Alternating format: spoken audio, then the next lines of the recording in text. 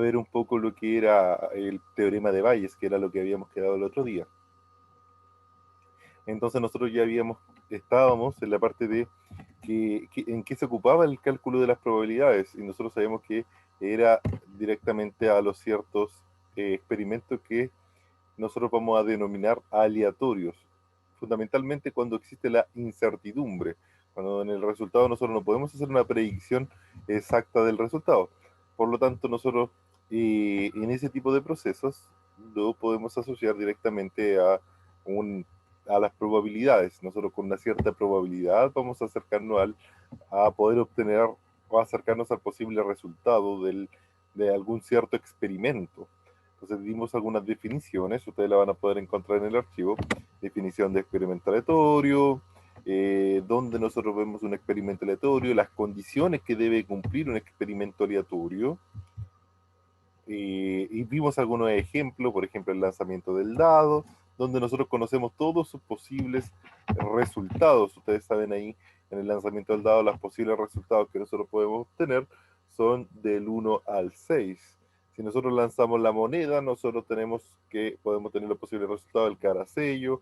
Si son dos monedas, cara sello, cara, sello sello, y así sucesivamente. Algún tipo de germinación de alguna cierta semilla, si falla algún computador, la falla de algún cierto computador, o la falla de algún cierto electrodoméstico, también tiene una variable que nosotros podemos dar porque sabemos el posible resultado, que es falla o no falla, ¿cierto? Algunas definiciones importantes de definición del espacio muestral, que era un suceso, un evento, cuáles eran los sucesos elementales, que son cosas que nosotros debemos saber como concepto al inicio de nuestro curso. Sin estas definiciones nosotros no podríamos resolver un problema bajo probabilidades, bajo cierta condición. Vimos algunos ejemplos, por ejemplo, directamente del espacio muestral, de cuando nosotros tenemos el lanzamiento del dado, observamos la cara superior.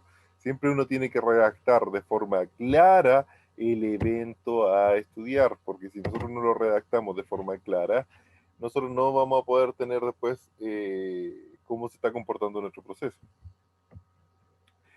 Vimos también los métodos en los cuales nosotros podemos asignar ciertas probabilidades y los definimos, por ejemplo, de manera personal, de manera la frecuencia relativa, que nosotros ya lo habíamos visto y lo estábamos viendo en estadística descriptiva, donde nosotros calculamos la frecuencia relativa y nosotros dábamos algunas ciertas condiciones que debía cumplir la frecuencia relativa. La forma clásica para poder obtener las probabilidades, la forma clásica ya nosotros conocemos todos los posibles resultados del experimento, ¿ya?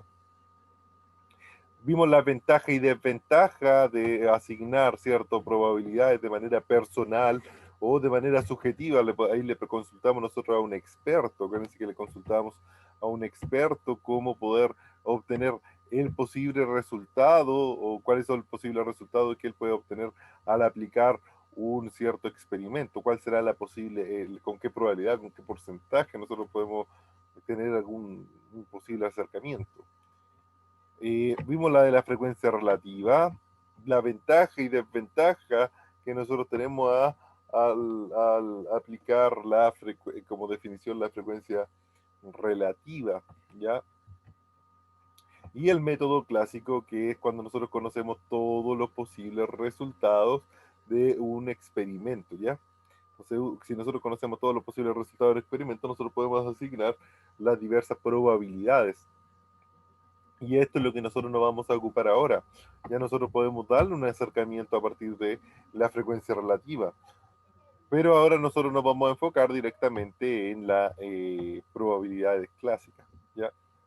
Vimos su ventaja y desventaja. La ventaja es que siempre es aplicable. Y la desventaja es que si no es aplicable, los resultados serían inciertos. ¿Ya? Entonces, si es aplicable, en la ventaja, no solo la probabilidad que nosotros vamos a encontrar va a ser exacta. ¿Ya? Vimos algunas operaciones con respecto a distintos sucesos, por ejemplo, la operación de la unión, la intersección, la diferencia de algunos ciertos eventos. Eh, vemos lo que es un suceso complemento, y eso era algo que nosotros vimos algunos ejemplos, lo vimos también en el computador. Vimos alguna definición sobre respecto a un subconjunto de mi espacio muestral. La definición del subconjunto de espacio muestral directamente es que si nosotros tomamos un elemento que pertenece a A, X también estará en el espacio muestral. ¿Ya?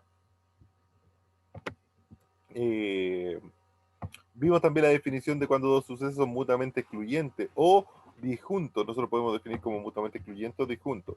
Y eso sucede cuando tenemos que la intersección de ambos eventos es vacía. ¿Ya? Este es el evento vacío o null. Vemos un evento vacío, que no se encuentra ningún elemento en A ni en B. No tienen ningún evento en común.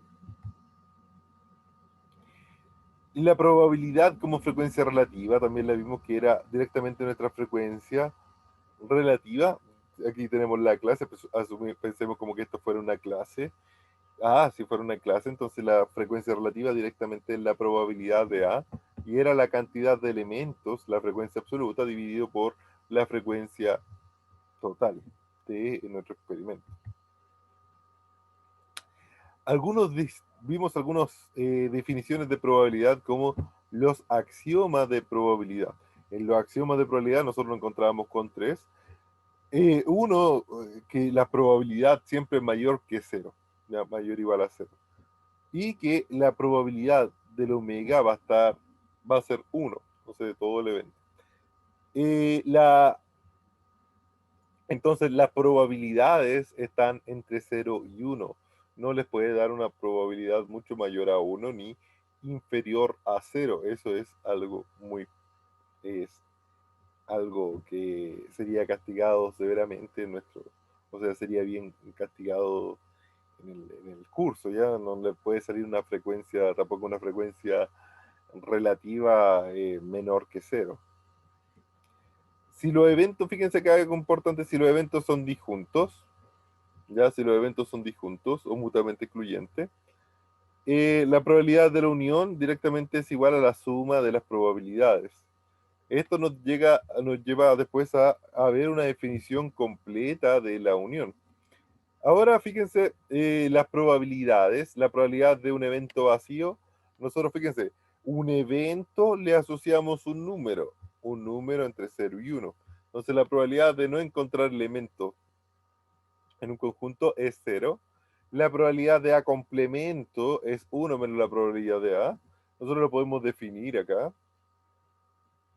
Si A es subconjunto propio de B, ¿qué quiere decir? Que la probabilidad de A es menor o igual a la probabilidad de B. Y esto es lo que nosotros vemos.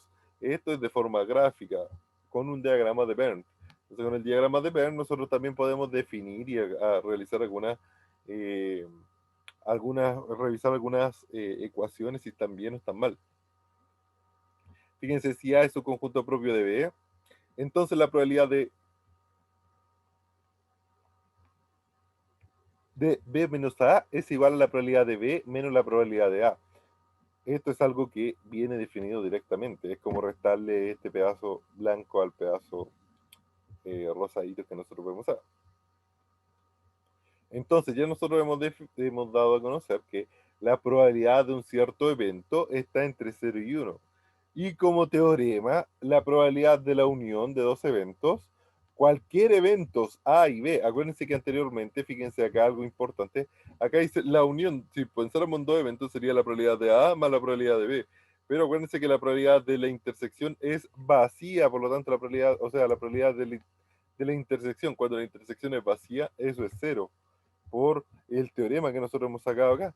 Por lo tanto, nosotros aquí podemos definir el siguiente evento. La probabilidad de la unión de dos eventos cualquiera viene directamente como la suma de las probabilidades menos la probabilidad de la intersección. ¿Por qué se da esto? Porque fíjense que acá en verde pasó una sola vez por la intersección y después en celeste vuelve a pasar dos veces por la intersección. Por lo tanto, debo restarle una de las intersecciones. ¿Ya?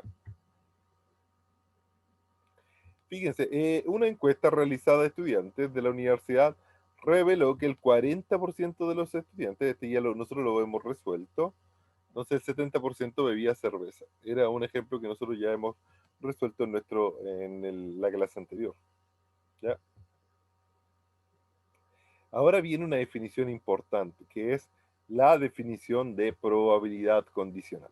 Entonces, esto es algo que ya a nosotros nos va a interesar de aquí en adelante mucho porque nosotros vamos a definir una cierta, eh, vamos a dar como definición una cierta probabilidad. Entonces, dado un espacio muestral omega, sea B subconjunto de omega, un suceso tal que la probabilidad de B es mayor que cero, para un suceso cualquiera, A subconjunto de omega, se define la probabilidad condicionada de A dado B, fíjense, la probabilidad de A dado B, o la probabilidad condicionada de A, o la probabilidad de A condicionada a B. Entonces esto significa que B ya ocurrió. Quiero observar un evento A cuando B ya ha ocurrido. Entonces la probabilidad de la intersección de A inter B dividido por la probabilidad de B. Entonces aquí fíjense, la probabilidad de A dado B es igual a la probabilidad de A intersectado con la probabilidad de B. Esto también lo hemos definido la clase pasada. Y podríamos nosotros obtener aquí, fíjense, la probabilidad de la intersección. Por si nosotros pasamos multiplicando la probabilidad de B hacia acá, nosotros tenemos la probabilidad de la intersección. Es algo que ya nosotros hemos visto la clase pasada. La clase anterior ya nosotros estamos analizando esta diapositiva. Esperemos que cargue esto. Entonces, vamos aquí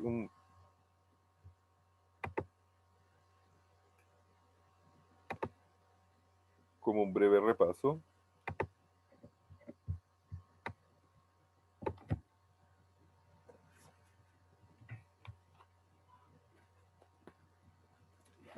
Segundo.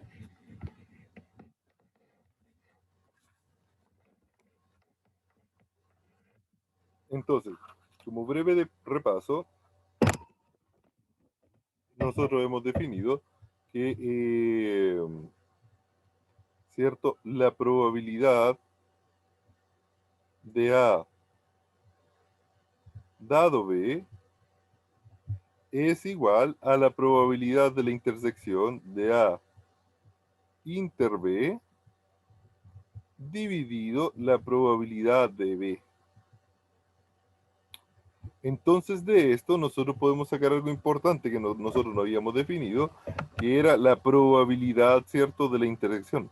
La probabilidad de A inter B viene dada igual a la probabilidad, fíjense, la probabilidad de A dado B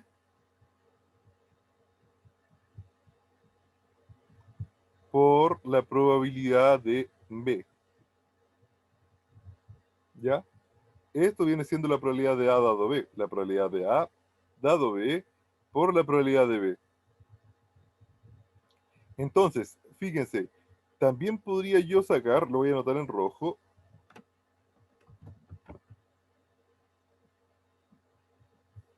la probabilidad de B intersectado con A.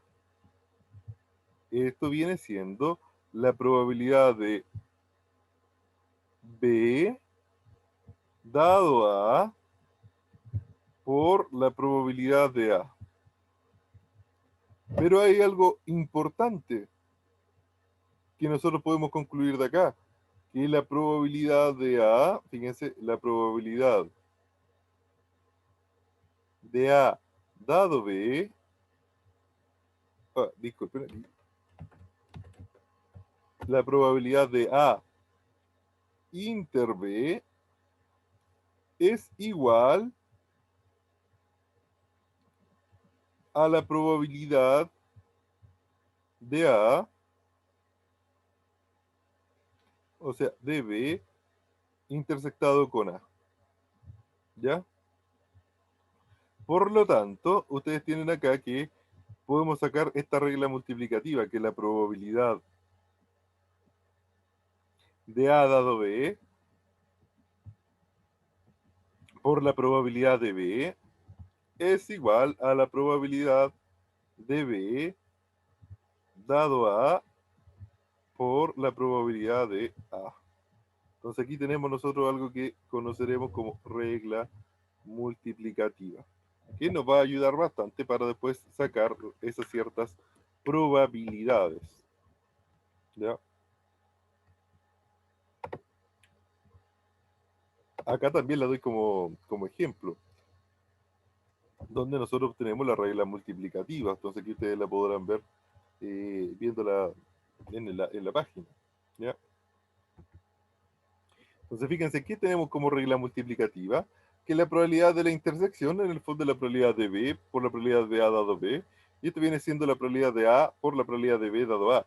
Pero si nosotros intersectamos una gran cantidad de eventos, va a ser la siguiente.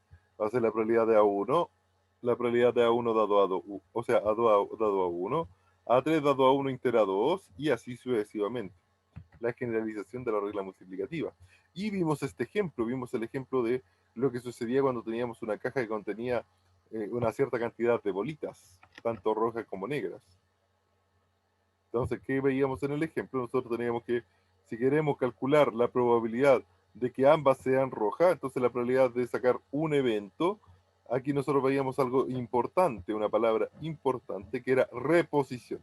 Entonces, sin reposición significa que yo saco la bolita, y después vuelvo, una vez que saqué la bolita, vuelvo a calcular la probabilidad con una bolita menos, ¿ya? Por ejemplo, dado que saqué una bolita roja, la probabilidad de que sea en el siguiente evento roja disminuye en una unidad, ¿ya? Y si es con reposición, aquí está con la resolución del problema, si es con reposición, el evento se mantiene igual, se mantiene la misma. Esto es lo que nosotros habíamos visto en nuestras probabilidades, ¿ya? La regla de la probabilidad total. Entonces la regla de la probabilidad total viene directamente de la siguiente forma, fíjense. Es,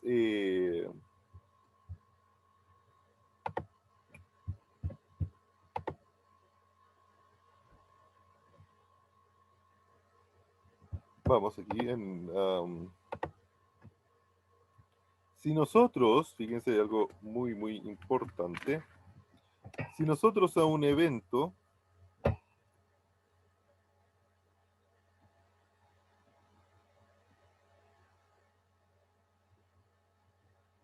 voy a hacer el dibujo, el diagrama, para que ustedes lo logren entender, y de aquí vamos a sacar dos cositas importantes. Acá tenemos un evento A, ¿ya? Y a este evento A sacamos A sub 1, A sub 2,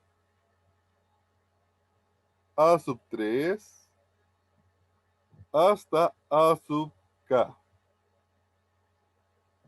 Entonces, A, el evento A va a ser igual a A1 unido a 2 unido a 3, así sucesivamente, unido sucesivamente hasta la unión de acá, donde ambos, por ejemplo, si yo quiero A sub I, cualquier evento de A I intersectado con A sub J, cualquier evento que es de acá dentro de nuestro conjunto, se intersecte, esto es igual a vacío, ¿ya? Es igual a vacío. Por lo tanto, fíjense algo importante, si nosotros ahora tomáramos un evento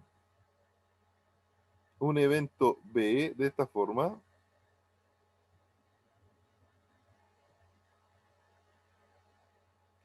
nosotros ¿cómo construimos B? B, ¿cómo lo construiríamos? Como A1 intersectado con B, ¿cierto? A1 intersectado con B, unido A2, ¿cierto? A2 intersectado con B, unido, punto, punto, punto, a acá intersectado con B. Esto es mi conjunto B, porque B, fíjense, sería A1 sería toda esta parte, A2 sería esta parte intersectada, y fíjense, la intersección entre ellos es vacía. Si yo intersecto este evento de acá con este evento de acá, es vacía por lo mismo que tenemos anteriormente. Entonces aquí nosotros tendríamos que A sub I intersectado con B intersectado con A sub J intersectado con B, esto viene siendo igual a vacío, también es igual a vacío. ¿Ya? Entonces, la idea de nosotros sería calcular esta probabilidad del evento B. Entonces, ¿cómo obtenemos la probabilidad de B? Aplicamos probabilidad directamente al evento. Nos queda la probabilidad, fíjense, la probabilidad de B va a ser igual, la probabilidad de B va a ser igual a la probabilidad de A1 intersectado con B más, por la unión, la probabilidad de A2 intersectado con B más la probabilidad de acá intersectado con B. ¿Ya? Fíjense acá algo importante. Acá nosotros podríamos aplicar el teorema que hemos aprendido recién, que es la probabilidad, fíjense, la probabilidad de A1 intersectado con B, nosotros sabemos que puede ser igual a la probabilidad de A1 dado B por la probabilidad de B, o también nosotros podríamos decir que esto es igual a la probabilidad de B dado A1 por la probabilidad de A1. Como nosotros estamos calculando la probabilidad de B, la primera no nos sirve. Por lo tanto, ¿cuál es la que nos sirve? Nos serviría este evento. Esta es la que nos sirve, porque nosotros acá tendríamos que, fíjense, como calculamos la probabilidad de B, aquí volveríamos a calcular la probabilidad de B. Por lo tanto, eso es inadecuado. Nosotros esperamos calcular la probabilidad de un evento ya conocido. Un evento conocido sería 1. Por lo tanto, fíjense, acá la probabilidad de B vendría siendo la probabilidad de B dado, aquí va solamente la primera parte, B dado a 1 por la probabilidad de A1 más la probabilidad de B dado a 2 por la probabilidad de A2 más más la probabilidad de B, ¿cierto? La probabilidad de B dado acá por la probabilidad de acá. Nosotros también lo podríamos resumir y nos quedaría la sumatoria de I igual a 1 acá de la probabilidad de B dado a sub I por la probabilidad de A sub I. Esto también nosotros lo podríamos redefinir de esta forma. Y esto de acá es la probabilidad total, la que le explico ahí. La probabilidad total.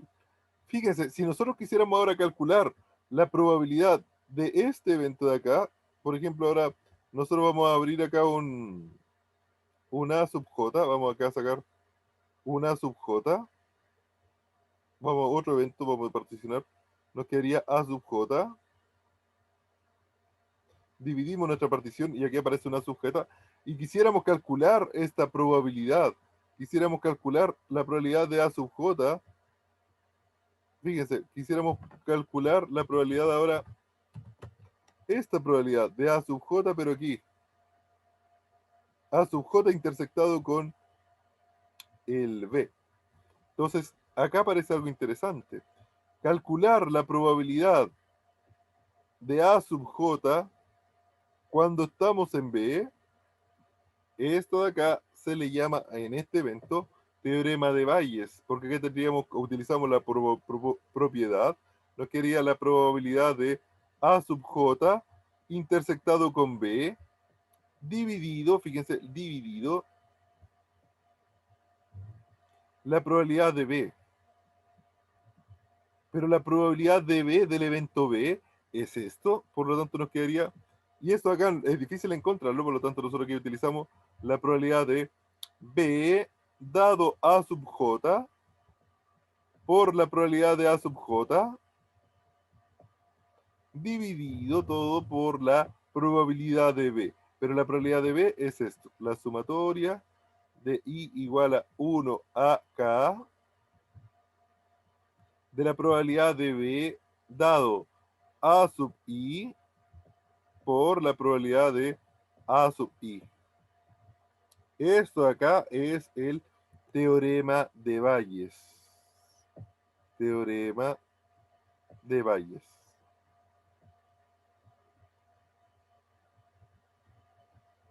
Esto es la probabilidad total.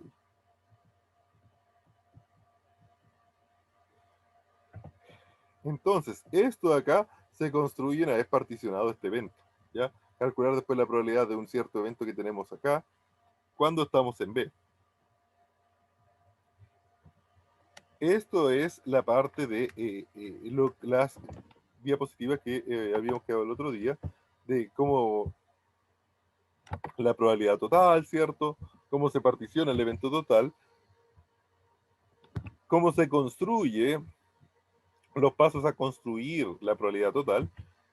Un ejemplo, fíjense que aquí hay un ejemplo, donde dice, en una línea de producción hay dos procesos, A y B. En el proceso A hay un 20% defectuoso y en el proceso B hay un 25%.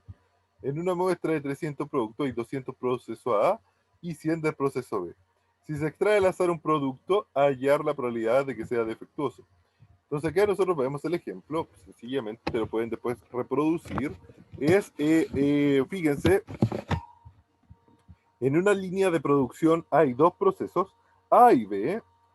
En el proceso A hay un 20% de defectos. Entonces, aquí tenemos, fíjense, por eso es importante generar nosotros los eventos. Entonces, ustedes tienen que generar los eventos. Una vez que definen los eventos, fíjense que aquí les explico, tengo la definición de los eventos, definimos los eventos.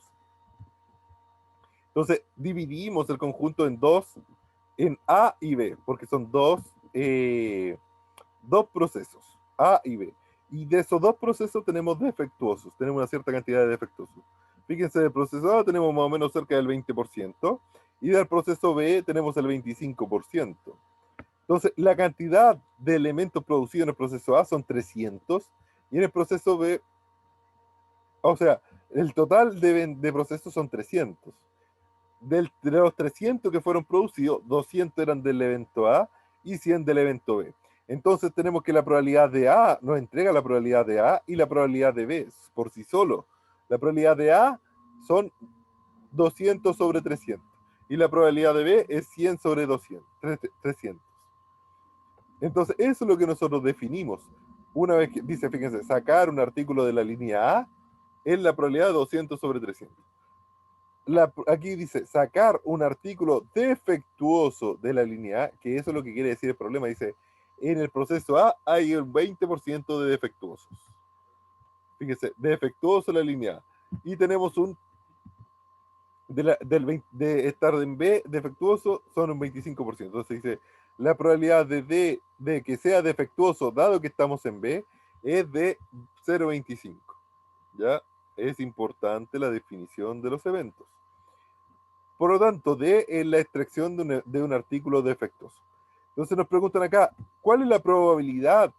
Hallar la probabilidad de que sea defectuoso. Por lo tanto, utilizamos la regla de total. Sería la probabilidad de defectuoso, sería la probabilidad de D de que sea defectuoso dado que estamos en A por la probabilidad de A, más la probabilidad de que sea defectuoso dado de B, que estamos en B por la probabilidad de B, y esto es la multiplicación entre todos los eventos. Fíjense, esto será 200 dividido 300 por 0,20 más esto por esto. y esto es 0.217. Y ahora podríamos nosotros calcular, fíjense, calcular lo contrario, calcular, eh, dado que estamos en A, ¿cuál es la probabilidad? O sea, dado que sea defectuoso, dado que vimos el artículo, observamos un artículo defectuoso, nosotros esperaríamos de que fuera de A o que fuera de B. Eso es el teorema de Bayes. Ahora, dado que observamos que es defectuoso, ¿cuál será la probabilidad de que sea de A o sea de B? Eso es, por ejemplo, que nosotros estamos en la maquinaria, en el proceso, y justo nos tocó ir al baño. Fuimos al baño, volvemos y nos dimos cuenta que apareció un artículo defectuoso. Entonces, ¿cómo nosotros vamos a saber o con qué probabilidad nosotros podemos decir de que ese artículo fue de la maquinaria A o de la maquinaria B? Y eso es lo que nosotros queremos calcular. Entonces, acá fíjense, acá está el mismo ejemplo, dice, en un ejemplo anterior, si se extrae un producto, resultó ser defectuoso, hallar la probabilidad de que sea del proceso A. Entonces ahora es la probabilidad, fíjense, se trabaja tal cual, se trabaja también la probabilidad de D. Acá no es necesario calcular la probabilidad total, como que indexada. Entonces ustedes por fuerza tienen que calcular siempre la probabilidad de total, la probabilidad del evento completo. Entonces, lo que nos preguntan es que, dado que es defectuoso, ¿cuál es la probabilidad de que sea nada? Y eso es el siguiente resultado, la probabilidad de que sea, fíjense aquí está el total, y es 0.615. ¿Ya? Entonces ustedes definen después, luego la probabilidad de ser de la línea A, dado que resultó ser defectuoso, es de 0.615. La definición formal es dos eventos A y B, acá una definición importante, viene siendo independiente. ¿Cuándo son independientes? Cuando la probabilidad de A dado B es igual a la probabilidad de A, fíjense, no depende de B, y también la probabilidad de B dado a no depende de A. Entonces, de manera equivalente, podemos decir que dos eventos A y B son independientes si la probabilidad de la intersección es igual al producto de las probabilidades. Ahí tenemos que cuando dos eventos son independientes.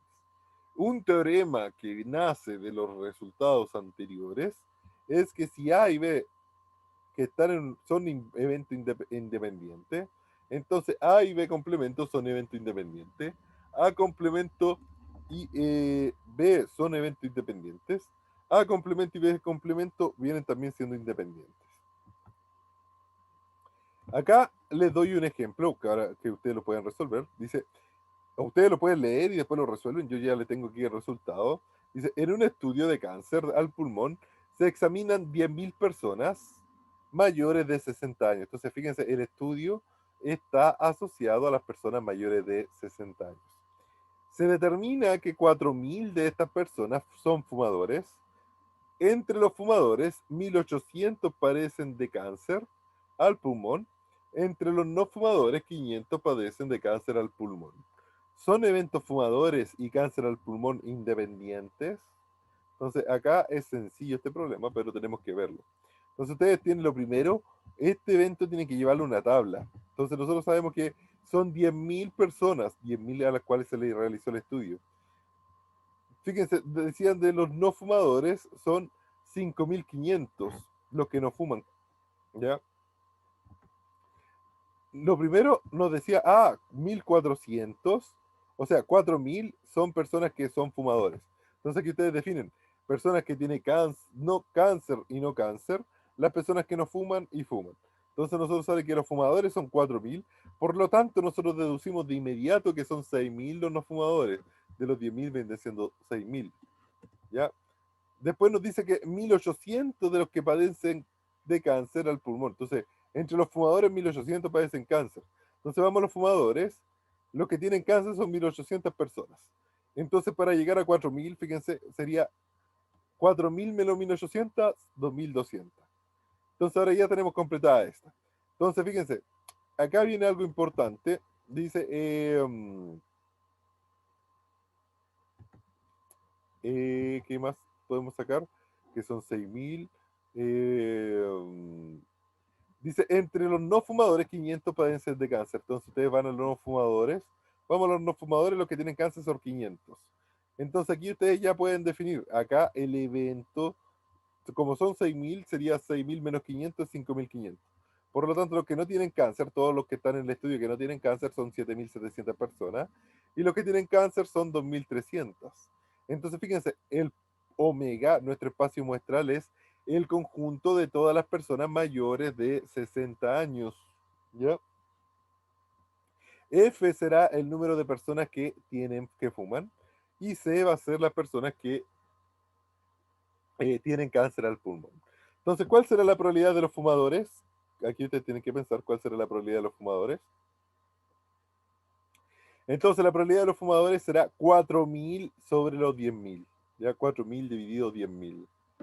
La probabilidad de las personas que tienen cáncer, vamos a las personas que tienen cáncer, son 2.300 personas que tienen cáncer. Será 2.300 dividido 10.000. Entonces ahora nos dicen, ¿serán independiente el evento del que fuma y tiene cáncer?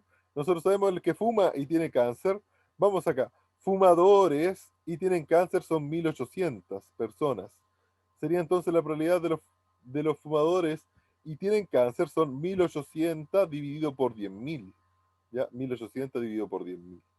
Pero nosotros tenemos que corroborar si 1.800 dividido 10.000 es igual a hacer el producto de ambas, hacer el producto de las personas que tienen cáncer, que son 4.000 dividido 10.000, o sea, de las que tienen cáncer 2.300 dividido 10.000, por 4.000 dividido 10.000. Entonces, si el producto de ambos es igual a la intersección, que es 1.800 dividido 10.000, estos son eventos independientes, pero si son distintas, nosotros tenemos eventos dependientes. Acá esto es muestral, por lo tanto va a ser a partir de los datos. Después más adelante esperemos llegar un poco a inferencia y ahí nosotros vamos a generar un test para corroborar si esta igualdad es exacta o no es exacta. ¿Ya? Acá dice observar que fíjense, el producto de ambas es distinto a, porque el producto sería 2.300 dividido 10.000 por, o sea, fumadores es 4.000 dividido 10.000 por la probabilidad de que tienen cáncer, que es 2.300 dividido 10.000. Y acá la distinto a la probabilidad de la intersección, que es 1.800 dividido 4.000. Por lo tanto, no son independientes. Esto es lo que ustedes van a encontrar acá. ¿Ya? Acá tengo otro ejemplo. Dice, en un estudio de personas hipertensas, se informa que el 50% de ellos tenían madre hipertensas y el 16% padre hipertenso. El 58% tiene al menos uno de los padres hipertensos. Define el espacio muestral. Esto de acá también se lo entrego completito. Dice, ¿cuál es la probabilidad de elegir una persona al azar que tenga madre hipertensa y padre hipertenso? ¿Son los sucesos tener madre hipertensa y tener padre hipertenso independientes? Entonces aquí ustedes tenemos el espacio muestral LS, que es el conjunto de todas las personas hipertensas que nosotros vamos a considerar. M va a ser el conjunto de las madres hipertensas y F va a ser el conjunto de los padres hipertensos. Nos entregaba el problema que la madre hipertensa era el 50%. Entonces aquí tenemos que el 50% tenía madre hipertensa y 16% padre hipertenso. El otro, tenemos que la unión, fíjense, el 58% de los padres, al menos, cuando ustedes consideren al menos la unión, ¿ya chicos? Entonces al menos sería 0,58. ¿Ya chicos? 0,58. Eh, Entonces aquí yo les pregunto a ustedes, ¿son los sucesos tener madre hipertensa y padre hipertenso independientes? Ya le entrego todos los resultados, fíjense, le entrego todos los resultados, ustedes tienen que ver si realmente son independientes o no. Entonces aquí ustedes tienen que corroborar que la intersección, tenemos que corroborar, esta es la solución del ejemplo 2 o ejemplo 3.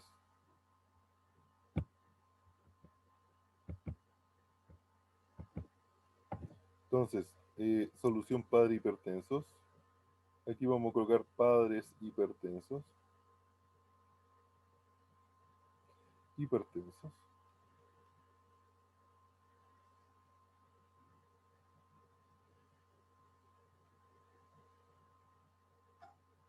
Nos preguntan si la probabilidad de que la madre sea hipertensa por la probabilidad de el padre sea hipertenso es igual a la probabilidad de M intersectado con F. Esto es lo que nos preguntan. ¿Ya? Pero fíjense, nosotros no nos entregan la probabilidad de esto. Por lo tanto, aquí ustedes, ¿qué nos entregan? Nos entregan la probabilidad de H, de M, que era 0,50. La probabilidad de F, 0,18 creo que era. 0,16. Y la probabilidad de M unido F. M unido F.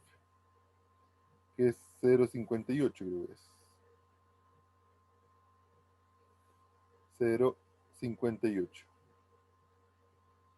Entonces, desde aquí, nosotros tenemos que A, la probabilidad de esto, porque no tenemos la falta de la intersección. Nosotros podemos calcular el producto de ambas. Nosotros sabemos que el producto de la probabilidad de M por la probabilidad de F por la probabilidad de F es igual a 0,50 por 0,16. Y la probabilidad de la intersección, ¿dónde la tenemos? Desde aquí. Acuérdense, utilizamos esta probabilidad, la probabilidad de A, vamos a colocar la probabilidad de M unido F, en el fondo, acuérdense que es la probabilidad de M por la probabilidad de F menos la probabilidad de la intersección de M intersectado con F. Desde aquí nosotros podemos obtener que la probabilidad de la intersección de M intersectado con F en el fondo es igual a la probabilidad de M por más, aquí es más, acuérdense que este es más la probabilidad de F menos la probabilidad de M unido F. Por lo tanto, esto de acá es igual a, a 0,5 más 0,16 menos 0,58. Entonces ahora ustedes deben corroborar si M intersectado aquí, o sea, si son independientes, el evento M independiente de F. Esto quiere decir M independiente de F. Entonces, si se cumple que son iguales, estos son eventos independientes. Pero si son distintos, son dependientes. Eso es lo que ustedes tienen que corroborar, chicos. Entonces, este sería como la solución del problema. Ustedes lo corroboran después. Continuando con el problema, siguiente problema. Tenemos otro ejemplo. Este va a quedar para ustedes, para que lo corroboren. Yo aquí ya le entrego los resultados. Donde dice, según los registros históricos, la probabilidad de que llueva durante cualquier periodo de tiempo de 24 horas del mes de julio en la estación A es 4 décimos. La probabilidad de que ocurra lo mismo en la estación C es también 4 décimos. La probabilidad de que llueva simultáneamente, cuando dice simultáneamente en la intersección, por si acaso, es de 4 quinceavos. Calcule la probabilidad de que durante un periodo del mismo 24 horas del próximo mes llueva. ¿Ya? Entonces, llueve en la estación A, dado que llueve en la estación C. Y aquí tienen un ejemplo completito, chicos. Este es un ejemplo donde ustedes van a tener que utilizar las tres probabilidades. Si son independientes, si la probabilidad de A dado B. Este, por ejemplo, lo voy a dejar aquí para que ustedes lo intenten resolver. Ya mañana yo lo voy a intentar resolver, lo voy a resolver yo, por si acá ustedes no llegan a obtener los resultados, pero ahora para que ustedes lo puedan resolver en este tiempo que vamos a tener aquí la clase. Entonces le queda a ustedes como para resolver. Yo ya le doy el adelanto de definirle las variables, la variable A, la variable C, y obtención de los resultados, la probabilidad de A, la probabilidad de C y la probabilidad de la intersección. Entonces yo ya le entrego varias cositas para que ustedes lo puedan resolver. También van a tener otro ejemplo en la cual es del informe meteorológico, donde se anuncian tres posibilidades para el fin de semana, si llueve, nieva o haya niebla, y ustedes acá les coloco el problema. Entonces van a tener dos problemas para poder resolver. eh, Esta clase ya la tienen en ADECA, chicos. La subí la clase la semana pasada. Revísenla y ahí me lo corrobora. ¿Ya, Cristian? ¿Me vuelve a escribir? Revise, corrobórelo y me avisa si está en la clase. ¿Ya? Entonces esta le queda después para que ustedes lo puedan resolver. Dos ejercicios, si no lo pueden resolver, yo lo resuelvo mañana, pero la idea es que ustedes tengan tiempo para poder obtener los resultados de este problema. Aquí le doy ya un poco el avance, les adelanto, pero ustedes deberían hacer esto. Le adelanto la definición de los eventos, el cálculo de probabilidades, algunas probabilidades que ya les entrego resuelta. Entonces, chicos, ustedes también lo pueden hacer de su manera, pero yo ya les entrego los resultados, ¿ya? Le entrego algunos resultados. O cómo nosotros debemos definir de forma formal esto. Esto lo deberían hacer ustedes, pero es como para ayudarle para que ustedes vayan entendiendo y metiéndose en el problema. Y después me interesa la resolución del problema, más que nada. Eh, Viendo un poquito, esos dos problemas entonces van a quedar para ustedes. Si no lo pueden hacer mañana, o sea, si no lo pueden hacer en este tiempo que les voy a dejar después libre, lo resolvemos mañana. Yo les ayudo si tienen alguna duda y lo vemos entre todos. Ahora vamos a ver algo bien interesante, que son las técnicas de conteo, chicos. Entonces, siempre nosotros queremos imaginar de qué tamaño puede ser un espacio muestral o de qué tamaño pueden ser nuestros posibles resultados si nuestros resultados son finitos. Entonces, ¿cuántos datos nosotros vamos a poder tener como posible resultado? Esto es claro, podemos ver un ejemplo de cuántas, por ejemplo, actualmente nosotros vemos las patentes de los vehículos, entonces de cuántas maneras nosotros podemos generar patentes de ese tipo de formulación que ellos dan. Entonces, ¿cuántas patentes podemos formar? Eso es lo entretenido, cómo nosotros podemos definir el evento total. Entonces, un problema que interesa analizar es determinar, ¿cierto?, el número de elementos del espacio muestral asociado a un experimento con un número finito de resultados, y en especial cuántos pertenecen a un evento en particular. Aquí el primer principio, vamos a ver el principio de la multiplicación, donde dice, si una operación puede realizarse de n1 formas, y si para cada una de estas se puede realizar una segunda operación de n.2 formas, y para cada una de ellas n.3, entonces nosotros vamos a obtener que la cantidad de formas que nosotros vamos a poder mover una cierta operación va a ser el producto de ellas. Entonces aquí vamos a ver un ejemplo. Dice, ¿cuántos puntos muestrales hay en el espacio muestral cuando se lanza una vez un par de dados? Entonces nosotros tenemos cuántos serán. Nosotros sabemos de un dado serían 6 posibles. Tenemos 6 posibles resultados de un dado y 6 posibles resultados del segundo dado. Por lo tanto, el número total de formas distintas que nosotros vamos a obtener o de combinaciones va a ser de 6 por 6. 36 formas distintas. Entonces aquí yo se lo explico de forma más concisa, explicando todos los pasitos, pero va a ser de 6 formas. Nosotros vamos a poder tener el primero, 6 formas del segundo, podemos tener 6 monedas, o sea, 6 posibles resultados, 6 posibles resultados del otro, y el total, si nosotros sería un experimento de 2, va a ser de 36 formas distintas. Entonces aquí tenemos la regla de la multiplicación. Aquí tenemos otro ejemplo donde dice, la línea South Shore se extiende desde el aeropuerto de South Bend hasta la estación Randolph en Chicago. Hasta 20 boletos de ida pueden imprimirse mostrando un punto de partida y de destino. Suponiendo que no puede salir y llegar a la misma estación, ¿cuántos nosotros vamos a tener? ¿Cuántos boletos nosotros vamos a obtener? Fíjense, la cantidad de boletos es que nosotros tenemos 20 estaciones. Por lo tanto, las 20 estaciones, nosotros vamos a tener 20, vamos a poder cortar al principio 20 boletos. Pero acuérdense, no vamos a poder volver a la estación anterior. Por lo tanto, vamos a tener 19 boletos. Entonces va a ser 20 por 19. Entonces, fíjense, pueden empezar en cualquiera de las 20 estaciones. Nosotros podemos vender un boleto en cualquiera de las 20 estaciones, pero nosotros solamente vamos a llegar a una estación, eh, no nos vamos a llegar, no vamos a volver a la misma estación, sería como un viaje de ida y volver a la misma, pero nunca vamos a hacer eso. Siempre vamos a llegar a una estación. Por lo tanto, por eso que queda 19, entonces sería 20 por 19. Entonces tenemos 380. Entonces, ¿cuántos boletos nosotros vamos a cortar? Serían posiblemente 380 boletos que deberíamos imprimir. ¿Ya? Ejemplo 2 dice, ¿cuántas matrículas que consisten en cuatro letras seguidas de dos dígitos son posibles? ¿Sería esto suficiente para todos los autos en Chile?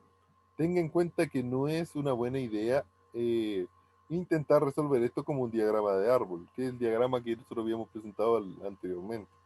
Yo no se lo voy a presentar porque igual es como un medio más, sería al final, al término del curso, a lo mejor le voy a presentar el diagrama de árbol, o quizás entre medio, a lo mejor ustedes ya lo entendieron, pero yo prefiero que ustedes tengan en mente las probabilidades condicionales. Entonces, aquí nosotros vamos a poder calcular. Fíjense cuántas letras tiene el abecedario chileno. El abecedario chileno tiene 27 letras. ¿Y cuántos dígitos tiene un número? Tenemos 10 dígitos un número. ¿Sí? 0, 1, 2, 3 hasta el 9. Entonces tenemos, como es una patente de 4 letras, va a ser 27 por 27 por 27 por 27.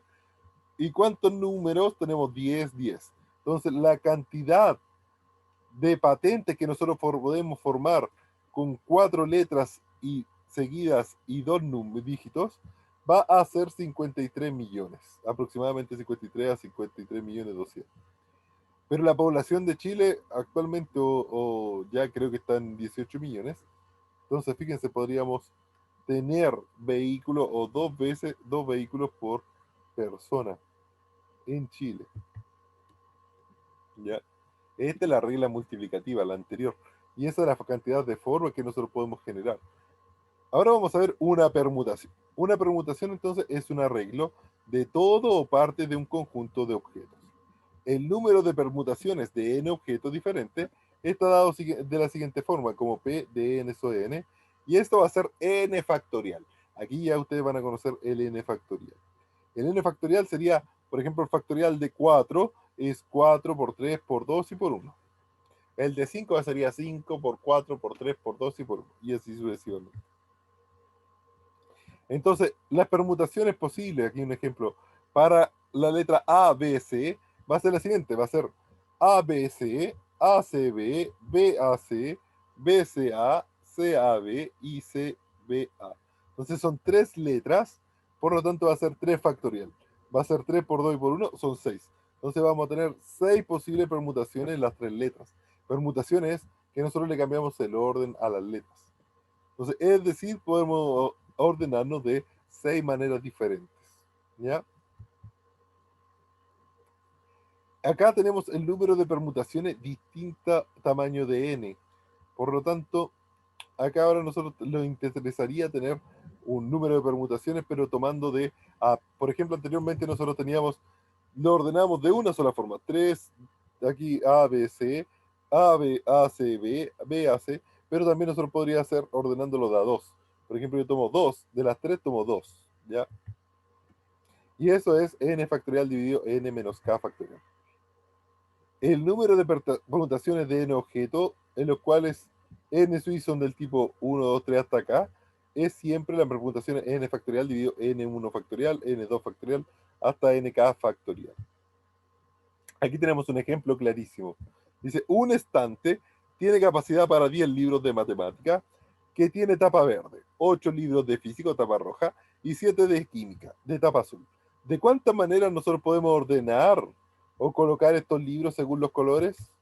Entonces será, fíjense, es n factorial, nosotros sabemos que son 25 libros, dividido por, tenemos libros, por ejemplo, de color verde, que son los de matemática, 8 de física y 7. Por lo tanto, será 10 factorial por 8 factorial por 7 factorial. Entonces, el resultado es, lo podemos ordenar de 21 mil millones de maneras. ¿Ya? Ahora vamos a entrar a algo muy importante, que es la combinatoria. Y esto nosotros lo vamos a ver de aquí en adelante y ustedes ya, a lo mejor ya lo han ido viendo. Entonces se llama combinación de n objetos tomando cada elemento a la vez. Entonces ahora nosotros de aquí podemos obtener una cantidad, tomar cada elemento. Y vamos a generar el número de subconjuntos que nosotros queremos, ¿ya? De tamaño K. Entonces vamos a generar el número de subconjuntos elementos de tamaño K. Entonces si tenemos n, va a ser n sobre K. N sobre K es n factorial dividido K factorial menos n menos K factorial. Un ejemplo dice, un grupo está formado por 5 personas y se desea formar una comisión integrada por 2 personas. ¿Cuántas, ¿De cuántas formas nosotros vamos a poder formar esta comisión? Fíjense que de las 5 nosotros la idea sería, de las 5 vamos a formar grupos de 2 y obtenemos acá la cantidad de formas. Entonces, ¿cuál será? 5 sobre 2 va a ser 5 factorial dividido 2 factorial, 5 menos 2 y eso es 10 factorial.